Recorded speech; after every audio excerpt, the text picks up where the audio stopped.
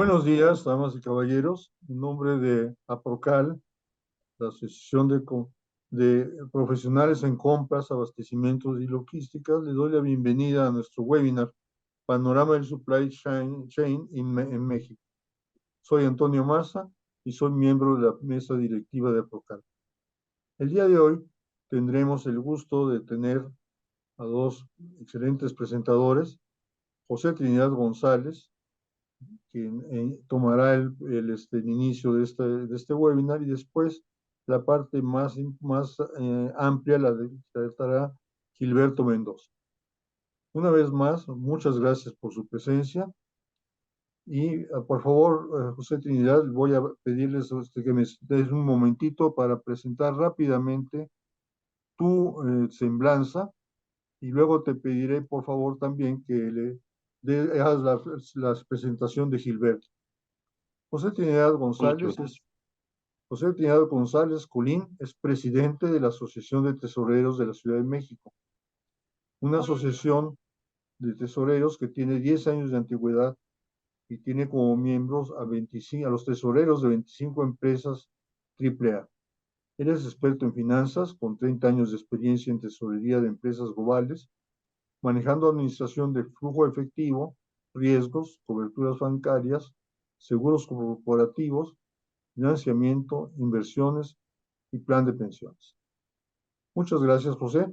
Les recuerdo que, como es costumbre en estas ocasiones, empezamos y terminaremos a tiempo, y les pido que en el chat pongan sus preguntas para que yo las vaya poniendo a nuestros expositores del día de hoy. Muchas gracias y adelante, por favor, José Trinidad. Perfecto, Toño. Muchísimas gracias a todos. Un gusto estar en este foro. Eh, Me gustaría empezar esta presentación con un pequeño análisis sobre cuál es realmente lo que viven las empresas, sobre todo las tesorerías, en el día a día con la relación con sus proveedores, ¿sí? Cómo afecta en el financiamiento a la cadena de suministro y esa experiencia que, sobre todo este foro, no les voy a explicar qué significa la cadena de suministro, porque ustedes son los expertos en este tema, pero sí me gustaría un poquito darles el contexto, el panorama, dónde estamos parados y cuáles han sido esas experiencias. Miren, como lo comenta Toño, yo estuve 30 años encargado de una tesorería global, donde la situación de flujo de efectivo en una empresa global pues está un poquito fuera de las pequeñas y medianas empresas, porque el financiamiento pues es más fácil de entrar, es más fácil de recibir, porque normalmente las empresas globales tienen un banco interno donde se crea un tema de financiamiento a través de empresas subsidiarias, y todo esto es un poco más entendible, pero aún así es un tema muy interesante. Y aquí el tema principal es ver ustedes como áreas de sourcing, ¿cómo interactúan en el día a día con el área de tesorería, que siempre es un vía crucis, ¿no? Porque por un lado tenemos nosotros la presencia de nuestros proveedores formados en línea ahí, en nuestras fechas de revisión, como todas las empresas tienen su política, entran esas facturas a revisión, tienen un sellito y por ahí tenemos ya formados a los proveedores. Y del otro lado, la empresa tiene la parte de cuentas por cobrar, que para nosotros también es un tema que nosotros también llegamos a ser proveedores. Entonces, no perder de línea que del lado del cash out, ¿sí? Que es pagarle a nuestros proveedores, y el cash in, la cobranza, estamos en medio. Entonces, tenemos que ser muy conscientes de cuál es la situación y ponernos en los zapatos muchas veces de nuestros proveedores y tratar de tener proveedores sanos que puedan generar todo ese flujo que al final del día nos va a llevar a tener la rentabilidad que la empresa espera de las empresas, ¿sí? Aquí lo que vamos a ver el día de hoy va a ser precisamente qué herramientas tenemos en el sector financiero para poder hacer frente a esta situación. Y para eso, la verdad, no voy a ahondar mucho en este tema. En cuanto a lo que le estoy comentando, es simplemente poner en contexto que debemos de tener en cuenta que somos proveedores también de nuestros clientes y del otro lado somos los que está haciendo frente a la cadena de proveedores. Por un lado tenemos a los proveedores, por otro lado somos clientes, pero al final del día del círculo en los negocios es eso, ¿no? Tener de un lado entradas y salidas en nuestro flujo de efectivo. Y ahorita lo que vamos a tratar y que me da un gusto enorme tener Ujú. eh, entre nosotros a Gilberto Mendoza Martínez, un gran amigo y un experto en el tema de financiamiento en la cadena de suministro. Yo no voy a quitar más tiempo, voy a darle paso a nuestro querido Gilberto, sin antes decir realmente una breve semblanza de Gilberto. Gilberto es un profesional financiero con más de 29 años de experiencia en el sector. Ha ocupado posiciones directivas en BBVA, en Telefónica Factory y como presidente del Consejo de la Asociación Mexicana de Empresas de Factoraje, AMEFAC, con una trayectoria independiente iniciada en los últimos 3 años como un socio de una consultoría especializada en asesoría financiera, asociado en una empresa de gestión para financiamiento no bancario y como equipo directivo de la franquicia en México de Harbor Trade. Es una fintech especializada en operaciones de trade finance y supply chain finance. Cuenta con un máster en finanzas corporativas y bursátiles por la Universidad de Anáhuac y es licenciado en contaduría por la Universidad Iberoamericana de la Ciudad de México. Gilberto, pues es todo tuyo el foro y adelante. Muchas gracias, Trini, y buenos días a todos. Eh, eh, para mí es un privilegio estar aquí con ustedes hablando de este tema que me fascina y sobre todo lo que se me hace muy interesante y muy rico es el foro en donde estamos platicando, ¿no? Ustedes son absolutamente especialistas en el tema de la cadena de suministro y hoy lo que vamos a estar tratando es estos instrumentos que ayudan a financiar esa cadena de suministro. Entonces, para mí es algo muy interesante y muy especial esta mañana. Muchísimas gracias a todos por estar conectados. Y pues para ir adelantando en los temas que vamos a revisar, a mí me gustaría tener esta pequeña parte en donde vamos a revisar conceptos fundamentales de lo que es el financiamiento a la cadena de suministro, entendiendo ya, como bien mencionaban Trini y Antonio, que ustedes son expertos en la parte de cadena de suministro. Entonces, dando por visto, digamos, como decían los profesores en ese entonces, este tema de la cadena de suministro, vámonos a la parte del financiamiento. Y aquí en esta parte es muy importante empezar a reconocer que en el caso específico del factoraje, que es lo que vamos a tratar en esta mañana, el factoraje no es un crédito, ¿no? Es un financiamiento a una relación comercial. Y esta relación comercial, en este esquema tan simple que les estoy planteando esta mañana, es un comprador, sus proveedores, el intercambio de bienes y servicios y lo que viene como un complemento de una institución financiera a esta relación comercial a través del factoraje, ¿no?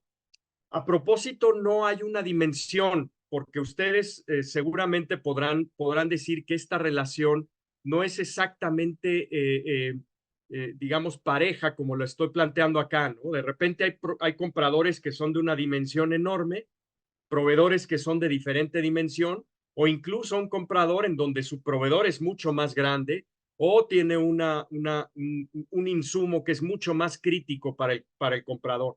Con lo cual hay una serie de fuerzas que se interrelacionan entre comprador y proveedores que hacen que esta relación afortunadamente tenga unas complejidades geniales que son lo que va a fortalecer lo que sería en un futuro la cadena de suministro para todas las empresas.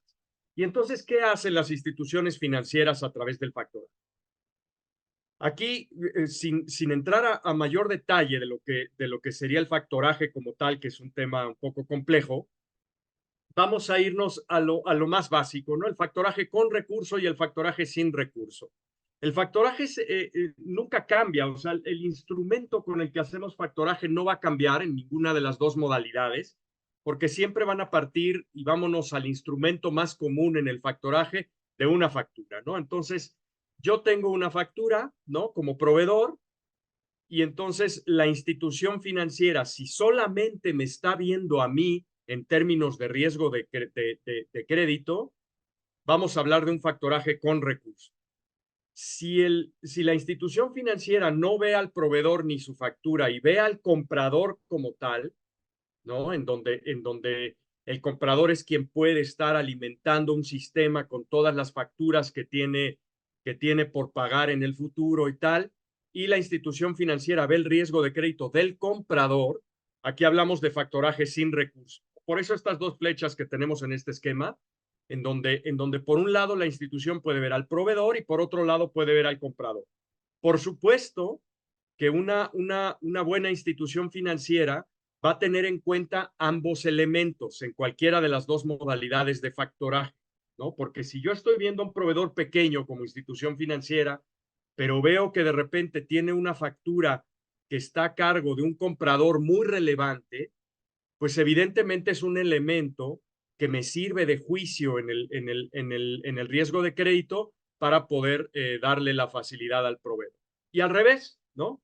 Si yo veo a un gran comprador que está teniendo muchísimas facturas a nombre de N proveedores, pues también igual voy a ver a los proveedores para poderles hacer la dispersión de esos recursos, ¿no? Entonces, así es un poco como esquematizamos el factoraje dentro de lo que sería la relación comercial de estos dos jugadores, que además son el sentido de existir de prácticamente todas las empresas, ¿no? Todas las empresas basan su existencia en el éxito de estas relaciones comerciales.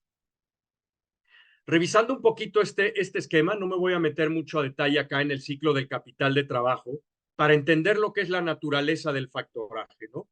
Y aquí vemos prácticamente lo que mencionaba Trini hace un momento, esquematizado. Una parte en donde la compañía compra el inventario y ahí nace una cuenta o dos cuentas, una que es las cuentas por pagar y otra que es el inventario. Las cuentas por pagar van a ser este plazo que tiene la compañía para pagarle a su proveedor de inventario un cierto plazo, en donde cuando se paga este inventario existe esta etapa del cash out, ¿no? En donde las tesorerías se empiezan a pelear con las gentes de compras, en donde por conseguir una muy buena condición en la compra y tal y todo requieren de los recursos en algún momento, y entonces, bueno, se ponen de acuerdo, sale ese efectivo y entonces tenemos este primer momento en donde la compañía tiene que empezar a financiar el capital de trabajo, ¿no? En esta parte que hacemos el cash out. Luego vendrá un momento en donde se venda ese inventario, ¿no? En donde la compañía vende lo que sea, ¿no? Productos o servicios o lo que la compañía se dedique, vende el inventario y pues hay un plazo generalmente en el cual estas ventas que se realizaron se van a pagar, ¿no? En algún momento por los clientes. Entonces ahí nace una cuenta igual que son las cuentas por cobrar, y hasta que no se cobre esta cuenta viene el cash in, ¿no? Que sería el cierre de esta necesidad de capital de trabajo.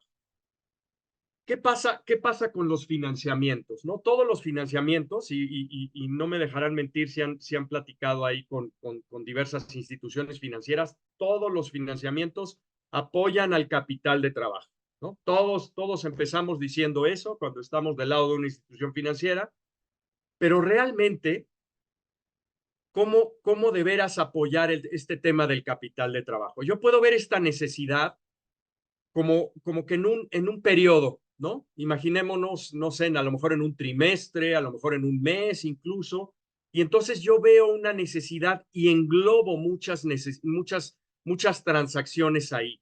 Pero en realidad la vida real no es así. La vida real es que esta flechita que pongo ahí en rojo de la necesidad de capital de trabajo se multiplica por tantas transacciones tengamos de compra de inventario y de ventas y tal y todo. Entonces son muchas flechas que se van dando en el transcurso de la vida de las empresas, en donde esta necesidad que parte en un momento y termina en el otro, y luego viene una que igual se encima y tienen diferentes plazos y diferentes montos y diferente relevancia en la cadena de suministro de la empresa, va generando la ilusión de que yo puedo cubrir esta necesidad de capital de trabajo con una sola línea de crédito y resolverlo todo. Generalmente, esto es una equivocación, ¿no? Nosotros en las empresas deberíamos de tener esta capacidad de financiar el capital de trabajo conforme se va dando. Y esto es un poco el factoraje, ¿no? El factoraje nace y muere con una transacción comercial, ¿no? En donde se genera la factura, se valida y lo que fuera y tal, y esa factura se va a pagar en algún momento.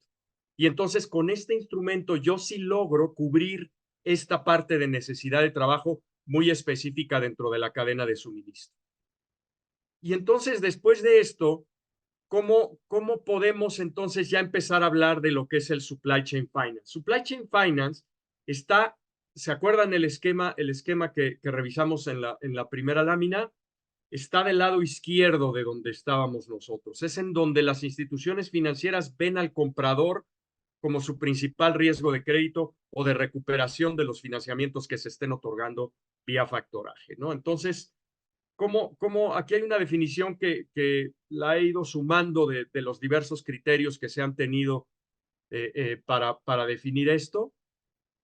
Y entonces Supply Chain Finance se entiende como el conjunto de procesos de financiamiento que se basan en plataformas tecnológicas, esto es muy importante, y en donde, ¿qué es lo que ocurre? Pues se vinculan tanto a la empresa compradora como a su conjunto de proveedores y a las instituciones financieras. Con esto se logra bajar el costo de financiamiento y mejorar la eficiencia de las empresas, porque vamos a ver que este instrumento en particular apoya mucho al establecimiento de estrategias puntuales de tesorería, ¿no?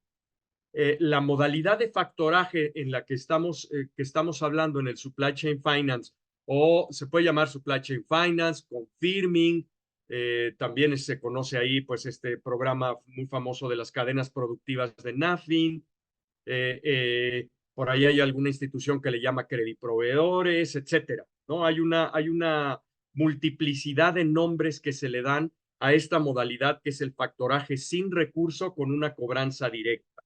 Esto es, las instituciones financieras ven al comprador como su riesgo de crédito y los proveedores solamente, solamente van a ceder sus derechos de crédito sobre las facturas que tienen con este comprador y lo van a ceder a través de una plataforma tecnológica en donde las instituciones financieras van a estar fondeando estos pagos en el momento en el que los proveedores lo decidan, ¿no? Aquí puede decidir desde el momento en el que prácticamente la factura sube al sistema o en el momento en el que el proveedor realmente esté requiriendo los recursos en la vida o en el plazo de vida de esa factura, ¿no? Y entonces se vuelve muy eficiente también la parte del financiamiento porque se ocupa en el momento realmente, en el momento en el que el proveedor lo requiere. Y entonces, a mí me gustaría aquí, para entender en dónde estamos hoy en la parte de Supply Chain Finance, debemos un poco revisar la historia de lo que ha sido este instrumento en nuestro país, ¿no? Y hay algunos hitos o milestones, como se le llaman, en lo que es la historia del Supply Chain Finance, ¿no? Aquí vamos a tener un primer momento en donde se adopta el concepto, ¿no? El concepto viene pues prácticamente importado de España, con la llegada en 1994, recordarán por allá los que tengamos un poquito más edad, la llegada del Banco Santander y del Banco Bilbao Vizcaya, que ellos traían el concepto que ya en España existía y era muy popular de esta parte o de este instrumento del confirming. El confirming es una manera de llamarle al supply chain finance. En España es muy popular, en general en Europa es muy popular, y es interesante cómo México adopta completamente este concepto y genera en el año 2000 algo que fue un producto realmente de vanguardia, fue algo muy revolucionario, a través de Nacional Financiera, la creación de las cadenas productivas. Las cadenas productivas nos trajeron a la mente estos primeros conceptos que de repente todavía hoy hay varias personas que lo manejan, ¿no? Por un lado, entender la cadena productiva como tal, ¿no? Luego la empresa de primer orden, así era como un poco se definía en aquel momento, porque se pensaba en compradores que por lo general iban a ser mucho más grandes en dimensiones que sus proveedores. Entonces, así se le llamaba, empresa de primer orden. Hubo quien de repente le llamaba también grandes compradores, ¿no? Con el paso del tiempo, eso no necesariamente es cierto, pero bueno, así se empezó a conocer allá por el año 2000. Esto era un programa en donde se pretendía apoyar a estos proveedores de estas grandes empresas, dándoles financiamiento muy sencillo, a través de una plataforma que se llamaba o se llama hasta estos días Nafinet, programas que eran de alguna manera multibanco, que era una gran novedad, ¿no? De repente en alguna cadena productiva, y permítanme decir una marca, por ejemplo, no sé, Liverpool. Liverpool tenía varios bancos que participaban en el financiamiento de su cadena, y entonces el proveedor incluso podría decir, oye, que en qué fecha quiero descontar mi factura y además con qué banco quiero trabajar, ¿no? Lo cual realmente permitía una flexibilidad bien importante en este tipo de financiamiento, ¿no? Porque además la competencia entre los diferentes jugadores, pues como todas competencias, pues tiende a reducir el costo financiero de la solución, lo cual era muy conveniente. Y aquí se empezaba a hablar de esta parte de la afiliación de los proveedores, porque ¿qué pasa en estos programas? Puede estar el programa establecido con el comprador, la plataforma y tal, pero los proveedores necesitan ser afiliados. Y esto es bien importante, el término afiliado, porque es prácticamente darse de alta en la plataforma. No implica para el proveedor entrar a uno de estos programas tener una calificación de crédito como tal. No necesita, digamos, comprobar solvencia, una solidez financiera, etcétera, sino que la afiliación es básicamente eso, es firmar un contrato en donde él acepta que va a estar cediendo derechos de crédito en esta plataforma y entonces a partir de ello obtener financiamiento vía el anticipo de las facturas que tenga por cobrar a un determinado comprador. Entonces esta parte en el año 2000 fue muy relevante en México. Como todo país, esto ha cambiado y de alguna manera la relevancia de Nacional Financiera ha disminuido, pero en complemento, pues muchas plataformas privadas, tanto bancarias como no bancarias, han tenido mucho crecimiento y mucha relevancia del año 2000 hacia acá, ¿no? Entonces hoy tenemos un mercado muy amplio en este tipo de financiamientos. Luego viene algo bien interesante por allá en el año 2015, con una transacción y con una polémica que se generó alrededor del factoraje en esos años. Y entonces, medidas regulatorias que se tomaron en esa época, se estranguló lo que veníamos conociendo como el factoraje tradicional, ¿no? Como ese factoraje en donde llegaba un proveedor con su factura y se le descontaba y tal, sin ver al comprador como una parte relevante o más relevante, prácticamente desapareció.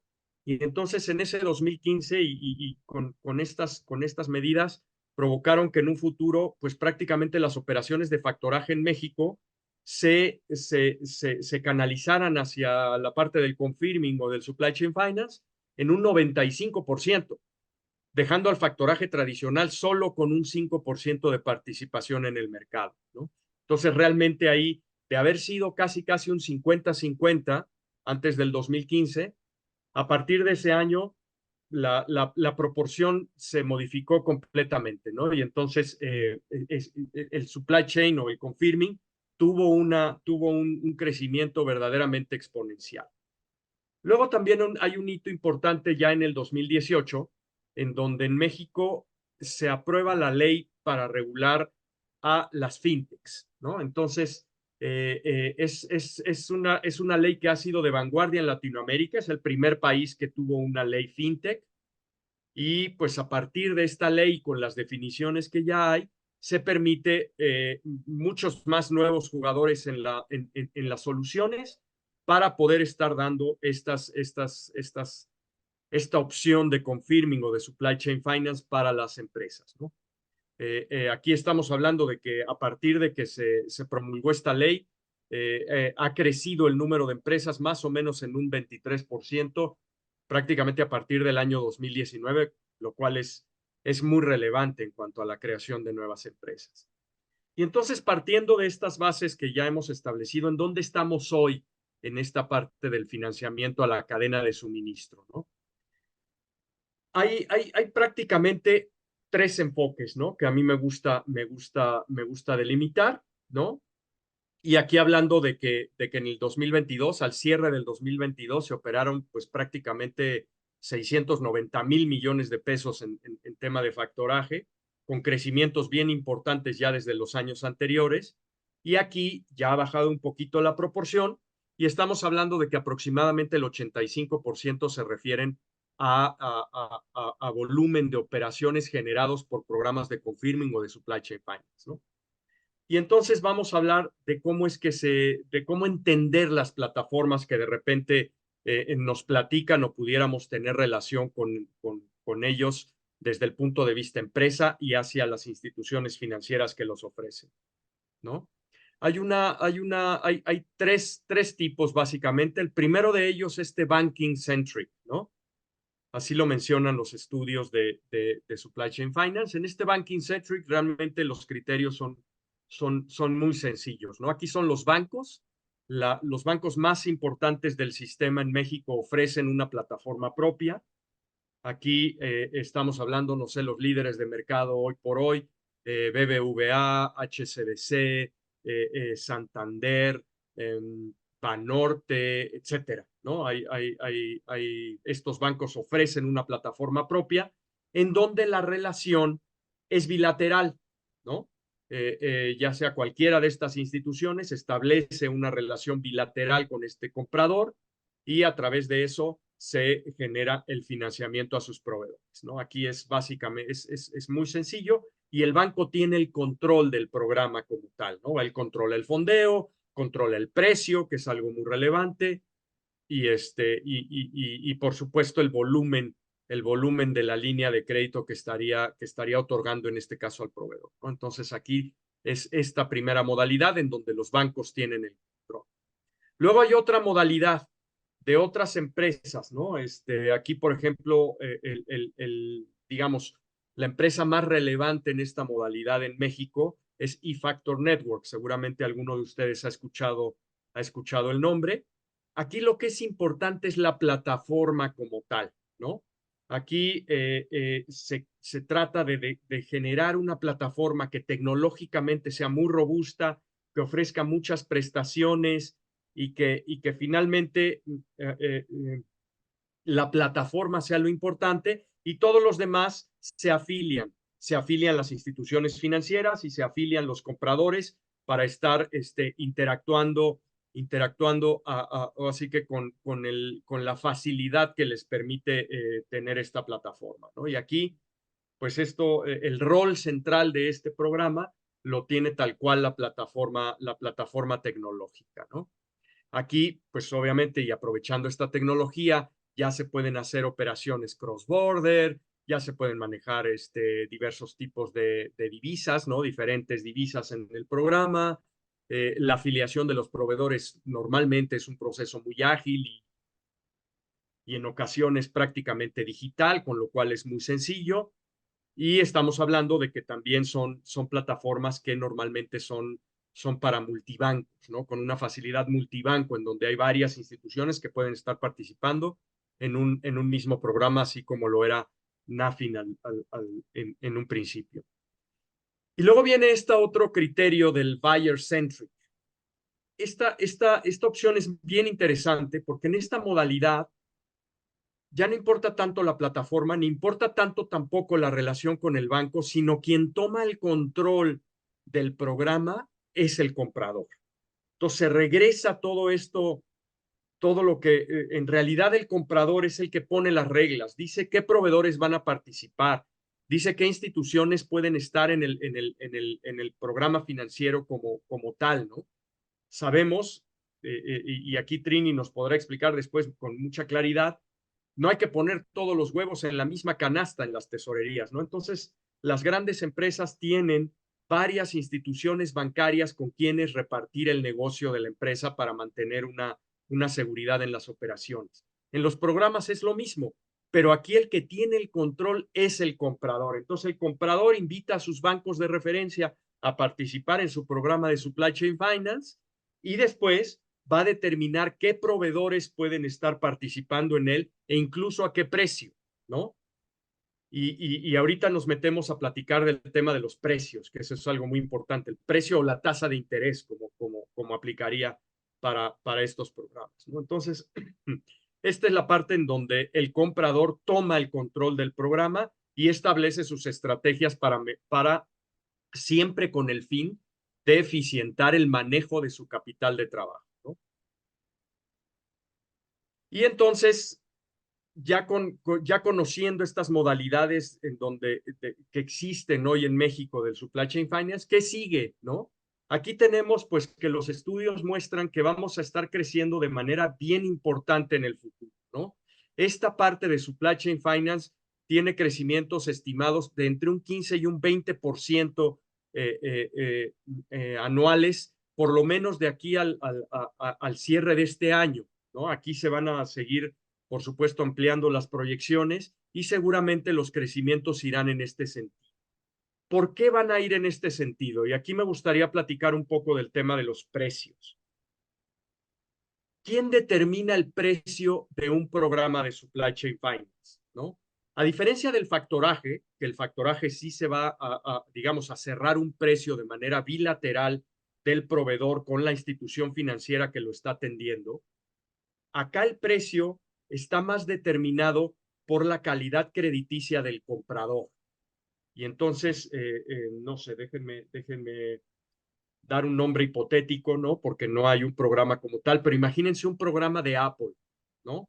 Que Apple llegara con cualquier banco, pues evidentemente su precio o su costo de financiamiento va a ser bajísimo.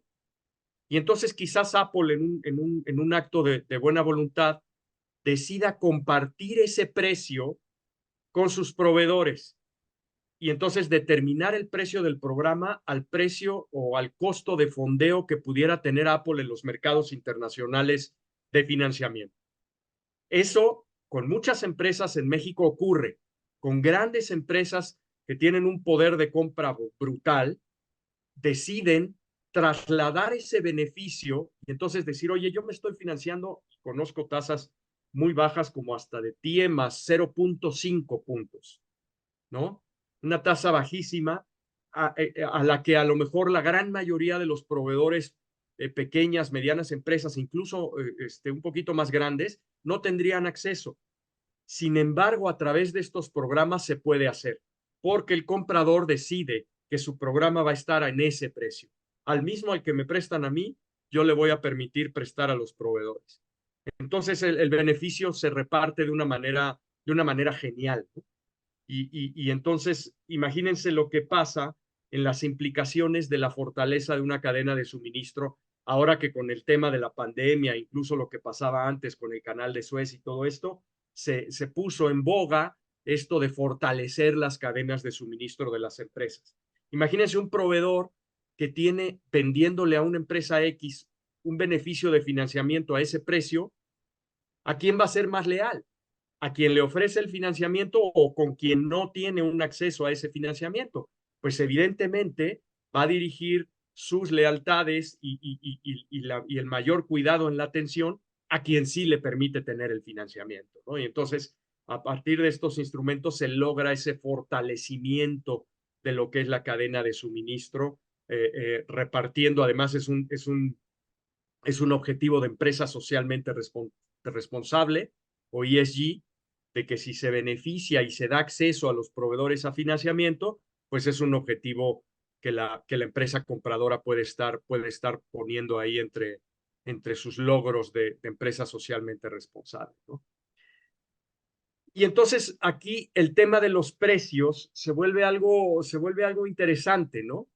Porque cuando el proveedor va directamente, aquí podemos hablar desde SOFOMES que se dedican a hacer factoraje, empresas financieras un poco más pequeñas, en donde de repente hablamos de precios de TIE+2, ¿no? Al mes, quizás, que son, digamos, los precios más caros que me ha tocado ver de repente, ¿no? Estamos hablando de más de un 24% anual, ¿no? O sea, una tasa alta, de alguna manera, con SOFOMES de un cierto tamaño. Y de ahí prácticamente hasta la curva, de empresas muy grandes que tienen mucho acceso a financiamiento y que pueden estar negociando facturas o papeles de compradores muy relevantes, en donde el precio se reduce de manera muy importante hasta, no sé, ya hablar de puntos sobre TIE, ¿no? Hablando de un TIE +3 aproximadamente, ¿no? Entonces, esa sería la parte del factoraje tradicional en donde se negocia estas facturas de manera puntual con las instituciones financieras. Por la parte del supply chain finance, dependerá absolutamente de las condiciones financieras del comprador. Y entonces, si tenemos un comprador con una calidad crediticia increíble, ¿no? Así como este ejemplo hipotético, imagínense Apple, ¿no? Pues puede tener un acceso a financiamiento a tasas prácticamente inalcanzables para el resto de nosotros, y a partir de ahí beneficiar a sus proveedores. Y de una empresa estas hasta empresas normales, ¿no? Con financiamientos de TIE +4, +5, +6, en donde con esos precios pueden estar otorgando estos programas a los proveedores, ¿no? Entonces, realmente el tema de los precios, como siempre, pues es una situación muy particular de la empresa con la institución financiera y de la calidad de los papeles que se estén negociando, ¿no? Ahí, mi querido Entonces, Gil, sí, nada más complementando un poquito lo que dices, al final del día existen empresas tan fuertes que llegan a tener un riesgo mejor que el riesgo soberano, ¿no? ujú, ujú, Entonces es exactamente entre ese punto donde tú lo comentas, ¿no? Son tan ujú, fuertes que sí tienen acceso a unas tasas muy, muy, muy preferenciales, ¿no? ujú, ujú.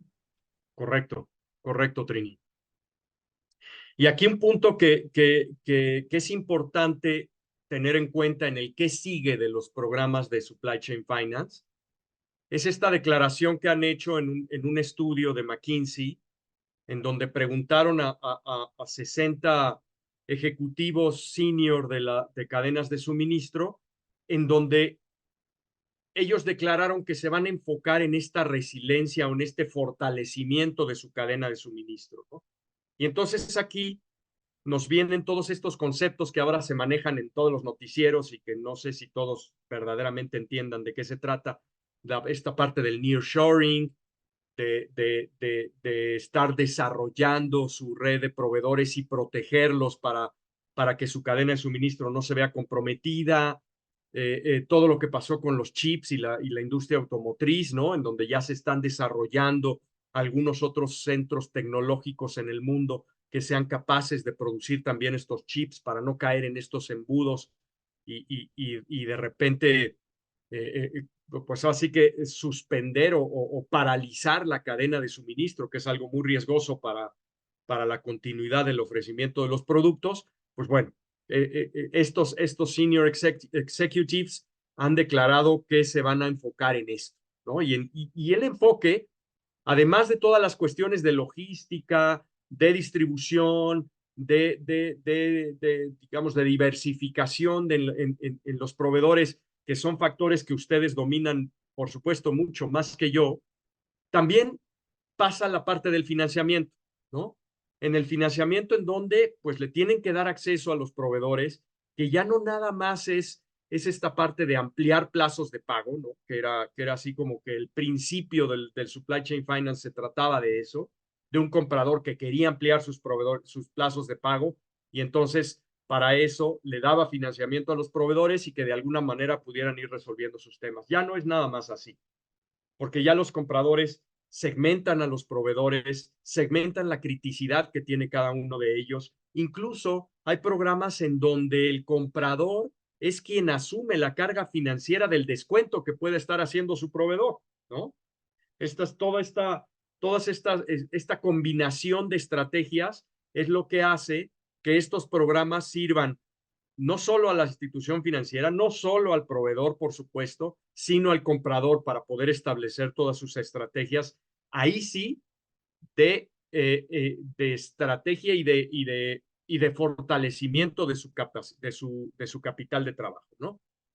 Entonces, ¿qué es lo que nosotros vemos de aquí al futuro? Que todas estas modalidades que habíamos platicado, ¿no? La banking centric, la platform centric y la buyer centric, van a estar conviviendo en el futuro, ¿no? Ninguna va a desaparecer, sino que todas van a empezar a tener elementos que puedan ir importando de las otras modalidades y que finalmente enriquezcan su oferta de producto. Así es como lo vemos en México. México está en una gran posición en América en este sentido.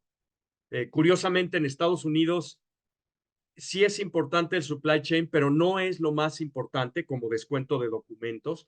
Y de aquí hacia Sudamérica, la verdad es que el supply chain es un complemento al factoraje, ¿no? Todavía no es algo tan relevante. Esperamos, por supuesto, crecimientos muy interesantes en el futuro, pero hoy es una cuestión menor. De hecho, nos invitan con cierta frecuencia a hablar allá de lo que ha sido la experiencia mexicana.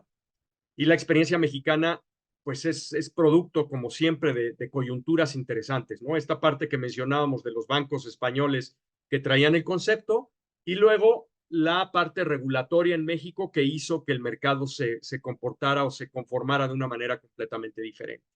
Y entonces nos parecemos un poquito más a la parte europea, que ahí sí está muy evolucionado el tema. Entonces tenemos la oportunidad de ser un mercado en América de vanguardia, en donde todo el enriquecimiento de nuestro escenario puede generar digamos, un producto bien interesante al futuro, ¿no? Aquí un poquito llego con la presentación, ¿no? Quise revisar de manera muy breve los comentarios porque realmente lo que me interesa ahora pues es revisar lo que ustedes gusten como preguntas, como inquietudes y sobre lo que hemos estado platicando el día de hoy. Muy bien, muchas gracias, Gilberto. Una excelente presentación. Tengo algunas preguntas, si te parece, las voy pasando. No sé si preferirías ya en un momentito más dejar unos 2, 3 minutos la pantalla que tienes ahorita para que puedan tomar los datos y luego Claro, claro. salirte de la presentación. Una primera pregunta, ¿por qué sería mejor financiar la cadena de suministro con factoraje que con un crédito en cuenta corriente? Ok. Esta es una muy buena pregunta, Antonio.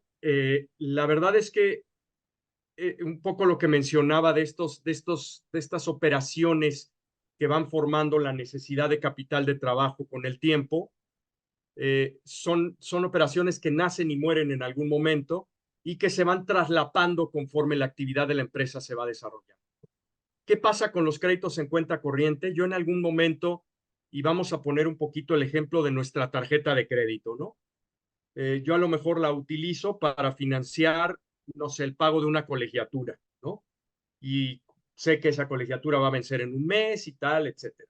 Luego voy a financiar quizás a lo mejor, no sé, el gasto de la compra de un teléfono. Entonces yo sé que esa va a vencer en un plazo más largo, a lo mejor me dan 6 meses y lo que sea y tal, y ahí vencerá. Genero muchas transacciones con mi tarjeta de crédito y al final del día lo que tengo es un pasivo importante, ¿no? Y que a lo mejor ya no identifiqué, porque ya al paso de 6 meses ya dije, chispas, ya no sé qué pasó con la colegiatura, el súper, el gasto del teléfono y tal, y ya todo se me hizo bolas y tengo un pasivo de este tamaño, ¿no? Y entonces vienen todos estos conceptos financieros del clean up y de todas estas cosas que ponen en peligro pues la viabilidad financiera de las empresas, ¿no? Entonces yo considero que las cosas se deben de financiar de manera adecuada, ¿no? El capital de trabajo como tal, y hablando de estas relaciones comerciales, a mí sí me gusta hablar de factoraje o de supply chain finance para financiar tal cual la relación comercial, porque mantengo el control de cada una de las transacciones y evito el crecimiento excesivo que se puede dar en los niveles de pasivo de las empresas, que en una etapa como la que estamos de tasas muy altas y todo esto puede ser muy riesgoso. Muy bien, muchas gracias. Otra pregunta. ¿Recomienda los pagos a proveedores a través de un tercero como SWTS? Si está dando esta facilidad de financiamiento, sí, no habría problema. Aquí obviamente nada más hay que cuidar la parte fiscal, ¿no? Con esta emisión de los complementos de pago y todo esto que ahora se pide para las facturas y mantener ese control, ¿no? Pero si estas empresas terceras ofrecen el servicio de factoraje y ofrecen esa parte de la cobranza, esa es una modalidad que se llama cobranza delegada. El proceso de cobranza puede ser directa, como en el caso del Supply Chain Finance, en donde la institución financiera va y cobra directamente al comprador, o puede ser delegada en alguien más, ¿no? Puede ser el mismo cliente o puede ser una empresa tercera, como en este caso la pregunta que nos están haciendo, y que esta empresa tercera vaya y cobre al vencimiento de la factura al comprador que la ha emitido. Muy bien, muchas gracias. Tengo aquí otras dos preguntas y probablemente una tercera que se sale aquí. ¿Sí? Viene otro mensaje nuevo. Eh, ¿Qué bancos ofrecen este servicio en México? Ok. Muchos bancos ofrecen el servicio de factoraje, muchos, hablaríamos prácticamente de todos los más grandes y además medianos, ¿no? Prácticamente todos los bancos ofrecen el factoraje de una o de otra manera. La parte de las plataformas quizás está un poquito más limitada, ¿no? Hay bancos que todavía no tienen su propia plataforma, pero los más grandes sí lo tienen, ¿no? Y de aquí hablamos, como les mencionaba, ¿no? BBVA, HSBC, Banorte, Santander, por supuesto, Banamex, el Citi, estos bancos, todos tienen su plataforma propia y hay quienes la tienen un poco más sofisticada y quienes no tanto, ¿no? Hay quienes ya permiten pagos o pagos al extranjero, hay quienes no lo hacen todavía, hay una combinación, digamos, de capacidades en las plataformas, pero hay muchos bancos que lo ofrecen. También Nacional Financiera, por supuesto, sigue ofreciendo la parte de cadenas productivas. Muy bien. Respecto a la primera pregunta, eh, dijiste que es mejor el suministro porque te da mejor control. Pero en cuanto al costo de financiamiento, ¿en cuál de ellos te va mejor? ¿Te conviene más financiarte a través de factoraje o supply chain o con la cuenta corriente? ¿Cuáles serían? Sí, entiendo que es difícil porque depende de cada caso y quién es el comprador y Claro. quién es el proveedor, pero digo, en términos generales, con tu experiencia, viendo exclusivamente el aspecto de costo de financiamiento, ¿cuál de los dos esquemas te conviene? En términos generales, el supply chain va a ser mucho más barato que el factoraje. Por supuesto, hay casos excepcionales, ¿no? Y aquí de repente manejo un ejemplo, ¿no? Imagínense que Gilberto Mendoza ha puesto una cadena de zapatos deportivos, ¿no? De tiendas de zapatos deportivos por ahí, en todos lados. Y de repente he crecido mucho y ya tengo sucursales en la mayoría de los estados en México y mis zapaterías son muy exitosas, ¿no? Y entonces yo ya me podría llamar un gran comprador, ¿no? Ya podría ser una empresa ya de un cierto tamaño en donde ya puedo considerarme un gran comprador. Pero de repente enfrente de mí, a quien yo le compro, pues es Nike o es Adidas, que para el éxito de mis zapaterías, pues yo tengo que tener el último modelo de tenis de Nike, ¿no? Que es muy popular y entonces lo tengo que tener ahí. Y el de Adidas igual. entonces, ¿en dónde quedó el gran comprador? ¿No? Porque si yo me siento a negociar con Nike, pues por supuesto será mucho más relevante que yo, porque es una empresa global, ¿no?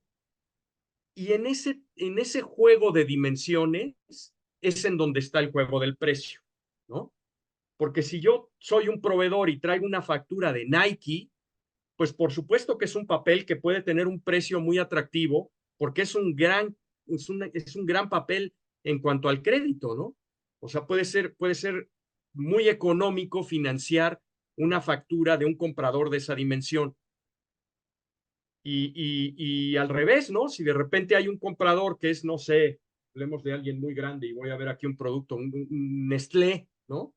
Pues si el comprador es Nestlé, pues me imagino que tiene una fila de bancos que está ahí dispuestos a financiarlo a precios verdaderamente ridículos, en casos, como decía Trini, pues incluso abajo del soberano, ¿no? Entonces, en esa dimensión y en esa importancia del papel, es en donde nosotros podemos ir anticipando el precio, ¿no? Entonces, si yo soy un proveedor muy pequeñito que tiene una factura que me la va a pagar una panadería, una cadena de 3 panaderías pequeña también, pues evidentemente el precio de factoraje sobre algo así puede ser muy elevado, ¿no?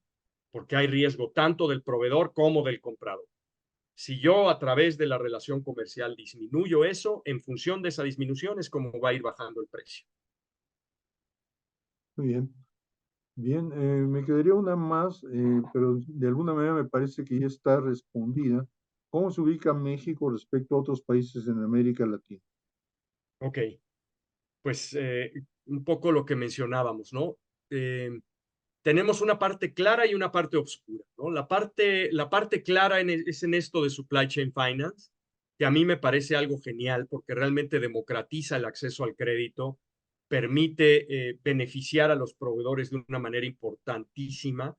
Y luego, como en una plataforma tecnológica, la inmediatez es fabulosa, ¿no? O sea, aquí prácticamente los proveedores a través de una aplicación pueden descontar sus facturas y prácticamente en el momento en que le dan el clic, ya tienen el recurso en su cuenta de cheques, ¿no? Lo cual es un acceso a financiamiento genial, que por lo mismo eficientiza el uso, ¿no? Porque si yo necesito el financiamiento para pagar la nómina del sábado, pues puedo descontar facturas el viernes, no necesito hacerlo con días de anticipación y tener intereses pagados de más. O si los necesito para el día del pago de impuestos, ¿no? Entonces el día 15 o 16 hago mi descuento de facturas y pago mis impuestos el 17 sin ningún tema, ¿no? Entonces eso lo hace muy eficiente. Con ese sentido, México en América es totalmente vanguardia, supply chain finance. ¿Qué pasa en factoraje? En factoraje y mucho derivado de esta parte de la regulación, nos hemos visto muy rezagados, ¿no? Aquí y con el uso muy eficiente de la factura electrónica, Sudamérica, por ejemplo, en factoraje nos ha sacado una buena ventaja, ¿no? Y entonces estamos hablando de que Chile, Colombia, Brasil son países que el factoraje lo manejan de una manera muy eficiente y han evolucionado muchísimo, ¿no? Entonces, en la parte de factoraje, ellos quizás están más adelantados. En la parte de supply chain finance, nosotros somos más adelantados. Con lo cual yo creo que lo rico es este intercambio que podemos tener con los diferentes países para irnos ubicando en un contexto internacional, ¿no? Así que aprendiendo de las experiencias de otros. Muy bien, pues creo que son Aquí, todas las preguntas. aquí, No sé Toño, si yo adelante, quisiera, José. sí, yo quisiera nada más, pedirle a mi querido, Gilberto. Hay un punto muy importante en el tema del factoraje, ¿no? Gilberto, que es el recurso y sin recurso.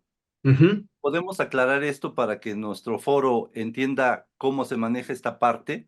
Porque creo que es uno Claro, de los puntos claves también para que podamos entender todo el concepto, ¿no? claro, Trini, por supuesto. El factoraje con recurso hace que el proveedor o quien está cediendo los derechos de crédito de la factura se vuelva obligado solidario del pago de su comprador, ¿no? Entonces, yo ahí presento una factura que la tiene que pagar, vamos a usar este mismo nombre, Nestlé, en 30 días.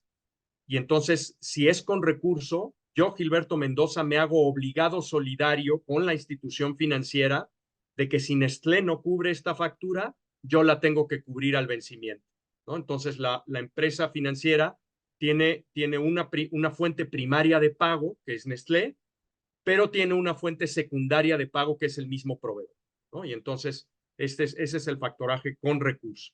Ahí el registro contable para el proveedor pues es una contingencia que tiene que manejar en una cuenta de orden, porque sí tiene un recurso que se le puede aplicar al final del plazo, ¿no? Entonces, en caso de que la factura no se cubra con oportunidad. ¿Qué pasa en el factoraje sin recurso? Aquí el proveedor ya no tiene ninguna obligación, ¿no?, solidaria, y cede el papel y queda totalmente libre de obligación, y entonces es el comprador la única fuente que tiene de repago la institución financiera al vencimiento, ¿no?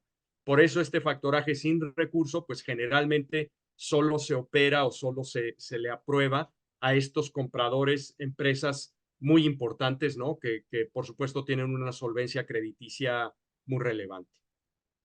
Muchas Muy bien, gracias, Gilberto. excelente. Bien, parece que no hay más preguntas. El tema me ha parecido de lo más interesante. Hay un tema que es difícil de evaluar en términos monetarios. El hecho del factoraje es también una manera de proteger a mis proveedores y de ayudarles a tener liquidez para poder seguir operando y ser mucho más sólidos. Pero eso, en ponerle dinero, es algo difícil de hacer. Uno pensaría que es un modo de proteger sobre todo a tus proveedores estratégicos, a los que no quieres que vayan a fallarte, ¿verdad? Pero ahí sí, me imagino que se estarían estudios muy profundos para tratar de poner un número a ese asunto. Bien, damas y caballeros, pues muchísimas gracias por su presentación, tu presencia el día de hoy. Como decía Carlos Díaz al principio, todo este material va a estar disponible en unos cuantos días en nuestra página, de manera que ahí podrán ustedes tener acceso a la presentación. Gracias, Gilberto, gracias, Trinidad. Encantado de haberlos tenido aquí y muchísimas gracias a todos ustedes.